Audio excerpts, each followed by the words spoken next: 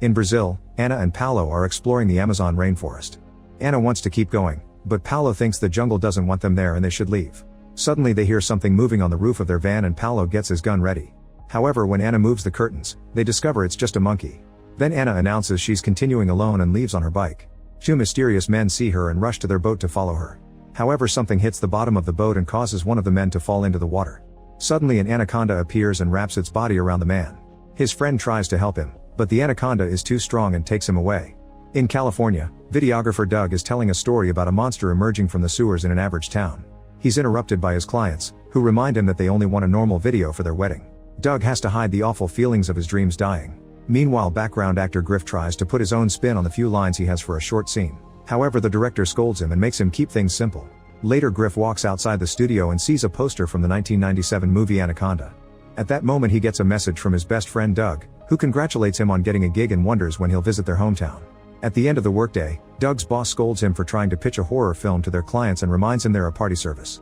He understands that Doug used to dream about becoming a big director, but he needs to keep his head on his shoulders since one day this business will be his. When Doug goes home, all his loved ones are waiting for him with a surprise party. Griff has also come and brought a very special gift, a short movie he and Doug made when they were kids. They play the tape and everyone laughs at the sight of their younger selves dressed like adults while running from a kid in a monster costume. The next day Doug and Griff have lunch with Kenny and Claire, who were also part of their silly movie. Suddenly Griff drops big news: he's acquired the rights to the old Anaconda franchise. He wants to shoot an indie remake with his friends, and Kenny and Claire agree to help. However, Doug says no because he has a job and a family to provide for. That night, Doug discovers that his son is watching his old childhood film. His wife notices that Doug lights up whenever he glances at the screen and insists he should take Griff's offer, but Doug refuses again. Afterward he starts working on editing the latest wedding video and he's finally hit by how depressing this is. He drives to Griff's home and tells him he'll join the project. Now Doug is so inspired that he writes a whole script pretty fast. When he meets with his friends, he explains that this will take them 3 weeks of shooting and will cost around $2 million. The group visits a few banks and tries to get a loan, but the banks make very small offers. Doug has no choice but to rewrite the script, so they'll only need $43,000. Thankfully his friends like the new story too. Kenny is especially excited about this after losing his job at the wedding video company, revealing he drank too much. When it's finally time to leave, Doug's son gives him a gift. It's a little Oscar-like figurine that says "World's Greatest Doug." The group eventually arrives in a small Brazilian town and meets Santiago, the snake handler they hired on the phone. He takes them to his truck and shows them his snake, which almost died in the river because illegal mining poisoned the water. Santiago rescued the snake and nursed it back to life. When the group tries to take a closer look, the snake snaps at them and everyone steps back in fear. Santiago tells them that the anacondas in the river are even bigger and claims that being killed by an anaconda is better than being hunted by one. In the same town, Ana tries to stay hidden in the crowd while the mysterious men still look for her. She steals a knife from a bar to defend herself and notices that the guy in the neighboring chair is passed out drunk. He has the keys to a boat, so Ana steals them. When she approaches the boat with the intention to escape, she finds the friends loading their equipment. It turns out they rented the boat for their film. Santiago throws the snake box into the boat, and it cracks when it lands. Ana lies and tells them they talked to her father on the phone, but he's now in the hospital so she has to cancel the trip. The group explains that all the other boats are booked and shares the story of their dream, begging for her help. At that moment Ana sees her pursuers coming closer, so she agrees to take the job and makes everyone board quickly to finally get away. When the men realize Ana is gone, they ask a guy on the pier for a log of all the boats that left in the past 3 hours so they can continue their chase. The next day, filming finally begins at a waterfall. Claire's and Griff's characters have an argument about exploring the jungle that mimics what Ana and Paulo discussed the other day. The story is about a biologist who hires a snake hunter to track down the anaconda that wiped out her entire family. Whenever they take a break, Doug records behind-the-scenes stuff. He shares the story of his filmmaking dreams and reveals that he and Griff were supposed to move to Los Angeles together. However, life happened, so Griff was the only one to move and he had to struggle in the industry alone. Santiago tells Kenny everything he knows about Anaconda's habits and together they record a series of shots from the snake's point of view. Griff's and Claire's characters have a love subplot, so Kenny teases Claire, since she and Griff used to date. Claire swears this is just part of the job, but as days pass and their characters grow close, she starts feeling that spark too. One night, Doug tells Griff that his chemistry with Claire is amazing. Griff explains that working with his friends fills him with passion, nothing like the cold sets of big productions that are only there for the paycheck. During dinner, the group discusses ideas for their action scenes and even practices the moves, making Ana realize that she's surrounded by weirdos. Later, while everyone is asleep, Santiago's snake escapes from the broken box. It slithers across the boat until it reaches Griff's bed. He removes his beauty mask and is startled by the animal, screaming as the snake jumps over him to capture a bird on the window. Minutes later, Santiago says he's fixed the box and promises the snake won't escape again. Kenny realizes that Santiago never showed them a certificate confirming he's a professional, but the group doesn't have time to find another guy, so they'll have to keep working with him. The next day Griff gets ready to film a scene with the snake. However, when Santiago puts it too close to his face, Griff freaks out. He tells Doug he wants to change the scene, but Doug reminds him that this is an important moment because his character protects Claire's as a symbol of love. They start recording again and Griff has to hold the snake on top of him. He doesn't need to act because he's truly scared of it. When the snake brings its face closer to his, Griff panics and throws it in the water. The poor snake ends up hitting the boat's propellers, which immediately kill it. Santiago cries as he watches the snake's chopped head resurface. In the evening, Santiago holds a funeral for the snake. Griff finds it cringy, so a furious Santiago reminds him that this was his fault and kicks him out of the ceremony. Then Santiago burns the snake's remains and sings to say goodbye. Nearby, one of Anna's pursuers finally finds her boat. He calls his boss, but before he can give him the location, he's interrupted by a strange noise in the water. Suddenly the anaconda jumps out of the water and kills him. Later Griff apologizes to Santiago and they drink together. Griff shares how badly his career has been going and Santiago takes pity on him, so he promises to catch a new snake to finish this movie. However, he forces Griff to come along. The duo grabs some flashlights and enters the jungle, where Griff is startled by every little noise. Santiago is focused on his task and keeps advancing, accidentally leaving Griff behind. In the water, the anaconda starts following him without being seen. Griff soon notices that he's alone, and when he hears a bird squawking, he panics and runs back to the boat. Once Santiago is far enough in the swamp, he lights a flare and loudly asks where the snake is.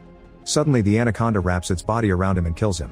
Later on the boat, Griff tells Doug he's worried because Santiago hasn't returned.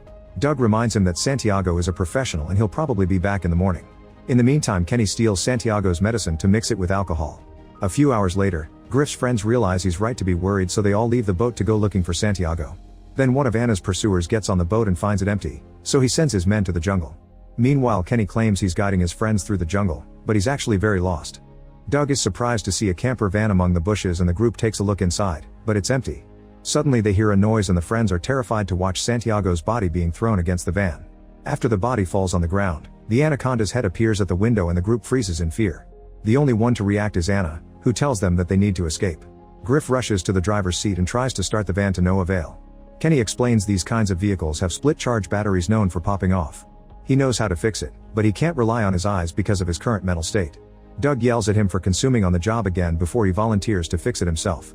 He carefully sneaks out of the van and reaches the hood, opening it while trying hard to avoid making any noises. The battery is fixed very quickly and Doug closes the hood without issues. However, when Griff starts the engine and turns on the lights, it reveals the anaconda approaching Doug from behind. Doug sees it just in time to duck when it jumps while Griff panics and gets the van moving. A furious Doug yells at him and manages to get back in the van, closing the door right before the anaconda attacks again. As the van advances through the jungle, the beast is left behind. Anna's pursuers see the lights and jump on their bikes to go after them. The friends see them and want to ask for their help, but Anna forbids it. When Claire demands an explanation, Anna claims that these men are illegal gold miners who kill anyone trying to get into their territory. At that moment the bikers open fire, so Anna gets a gun from the van's compartment and breaks the window to fire back at the pursuers. Doug thinks this is amazing and makes Kenny record it all with his phone. One by one, Anna brings all the bikers down with outstanding precision. When the van finally reaches the shore, the friends rush to the boat, but Anna takes a different road. Suddenly the mysterious man comes out and points a gun at them, asking where Anna is. She appears behind him and hits him with her gun to knock him out. His body is thrown in the water and the group leaves on the boat. Afterward, Anna tells the others that she can get them out of here alive if they keep heading north. Griff doesn't want to go home and Doug understands his disappointment, but things have become too dangerous to continue. Later in his room, Doug looks at his son's gift for inspiration and starts rewriting the script, making Anna the main action hero. The next morning Doug shows his friends the new script. Now the story is about a biologist and a hunter searching for a snake, but their search is interrupted when they encounter illegal gold diggers. The group loves the idea and agrees to do more shooting while they continue to head north. Anna also agrees to help and Doug is very happy to include her in most of the scenes, which leaves Griff and Claire without much to do. One night, Griff and Claire drink in private while ranting about the new scripts, since they don't feel like part of the project anymore. Griff complains about the state of his life too since he feels like a loser, but Claire tells him it's never too late to start over. The next morning Griff calls Doug out for making Anna the new star and an argument ensues. They're interrupted by a strange noise and a whole fleet of fancy boats passes near them. Doug sees the equipment and asks them if they're shooting a movie, so a woman tells him that they're doing a reboot of Anaconda for Sony. Griff has no choice but to admit he lied about having the movie rights. Doug starts screaming at him, so Griff claims he had to lie to make them come because Doug is always paralyzed by fear, like the time he refused to go to Los Angeles with him. A furious Doug fires Griff, who says he's already quit. He packs his things and leaves on a small boat, ignoring Claire when she tries to stop him. Moments later, Griff is shocked to find all the Sony boats destroyed. A woman appears in the jungle asking for help, but before Griff can rescue her, the anaconda jumps out and swallows her whole. Griff panics and tries to head back, but his boat is failing. Meanwhile, Kenny and Claire notice that their boat has stopped. Doug tells them that Anna has found a great place to shoot another scene, but the others think it's too dangerous and don't want to work without Griff anyway. Suddenly Anna points her gun at them and forces them to get off the boat. While the group enters the jungle, the mysterious man reappears. Soon Griff comes back and notices a small boat next to Anna's. He takes a closer look and finds a box with guns, so he realizes that Anna's pursuers are close. In the jungle, Anna takes the trio to an abandoned dock and forces them to move some heavy bags. When Doug looks inside, he finds gold, so the truth comes out: Anna is the illegal smuggler, and the men following her are the police. Doug throws a bag into the water, but his heroic moment is interrupted by the cop finding them. He makes Anna drop her gun and throws some handcuffs on the floor, telling her to put them on. At that moment, Griff appears in the jungle and shoots the cop in the leg before reuniting with his friends. Doug scolds him and tells him the truth while Anna picks up her gun again. When the cop tries to do the same, she immediately kills him with a shot. Claire tries to make Anna see reason to no avail, so instead she jumps on her to headbutt her as she practiced for her action scenes, stealing her gun in the process. As Anna moves quickly to get her gun back, the anaconda jumps out and captures her, bringing her into the water to kill her. The others immediately run away, only to realize they're lost. Doug finds a tarantula crawling on his leg and everyone panics while they kick it away. Then Doug cries, saying that the tarantula bit his leg and he can't keep going. Kenny explains that the best way to deal with animal bites is pee and volunteers to do it. However, he can't pee while standing, so the group finds a weird configuration to make it work. Doug lies down on the ground and Griff gets comfortable on his friend's belly to act as a chair for Kenny, who proceeds to pee on Doug's leg. Afterward, the group keeps moving and Doug apologizes to Griff for their fight. He admits he's always been jealous because Griff was brave enough to chase his dream. The touching moment is interrupted when the anaconda appears above him and captures him with its mouth to take him away. Griff wants to help him, but Claire convinces him to run. Moments later, Griff blames himself for Doug's death since this trip was his idea, saying it should have been him. Kenny observes the area with his binoculars and confirms the boat is close, but they must cross a big open field. It'd leave them very exposed, so they need a distraction. Suddenly they hear a noise and the trio looks around only to find Doug's body together with a dead boar. Kenny touches him and confirms there's no pulse, so he thinks they can use Doug as the distraction. The group moves Doug and the boar to the middle of the field, keeping them standing with tape. Kenny inserts a dead squirrel in Doug's mouth, claiming that snakes love squirrel meat. The trio then starts running, always keeping an eye out for the anaconda. When the beast finally shows up, they're shocked to see Doug waking up because he's alive after all. The friends yell to warn Doug about the upcoming anaconda, so Doug begins to run with the boar still on his back. The anaconda gets close enough to try to bite him, but Doug dodges it just in time. Soon the boar wakes up too and Doug has to grab its mouth to stop it from biting him. When the anaconda attacks again, it captures the boar and Doug can keep moving to reunite with his friends. The group runs for a while and doesn't stop until they find a safe area. Griff apologizes to Doug and admits that what matters the most is working with his friends again. By the time night falls, they finally make it to the shore and find the destroyed Sony set. Griff picks up a radio and hears some static before a voice yells behind you. The anaconda appears on the set too and the friends run as a flare hits the animal in the face. At that moment, famous actor Ice Cube, who was part of the previous film, comes out of the shadows and shoots a few more flares to keep the anaconda at bay. Then he guides the group to his hiding spot inside a broken boat. The friends ask him for a selfie before he gives them one of the flare guns and leaves to look for other survivors. Doug realizes that the set has special effects equipment that they can use to kill the snake, so they make a plan. They also turn on the lights and get a camera rolling to use the final battle for their film. Griff and Doug get on a golf cart and scream until the anaconda comes for them. A chase ensues and the anaconda causes even more destruction as it brings down any structure in its way. At the same time, Kenny and Claire notice that their detonator has no signal, so they need to fix it. Doug and Griff drive as fast as possible, guiding the anaconda toward their trap. Just as Kenny and Claire manage to connect the cables to bring back the signal, Griff presses the button on his detonator yet nothing happens. Kenny realizes he forgot to turn his end of the machine on and does it now. When the anaconda jumps close enough to the cart, the fireworks finally blow up and hit the beast, however it recovers quickly and continues to chase the humans. The four friends try to run away but find themselves stuck at a dead end. Soon the anaconda arrives, so Griff takes out the flare gun and shoots at it, quoting his line from their childhood film. His shot hits a gas line, and the resulting explosion is powerful enough to blow up the anaconda. Its remains fall around the group and its huge mouth opens, but Doug jumps on it and stabs it with the figurine to finish the job. Sometime later, Doug and Griff present their movie at a small festival in their hometown. The crowd loves it and Griff and Claire celebrate with a kiss. During the credits, there's a message in memory of Santiago. Unfortunately, Sony sends them a cease and desist letter, so the movie is never distributed to theaters. Claire and Griff eventually get married and Doug directs their wedding film, making it a short horror flick. Griff keeps on taking background roles in big productions and Kenny learns to pee standing. One day Doug opens his door and is shocked to find Jennifer Lopez, who was also part of the previous Anaconda movie.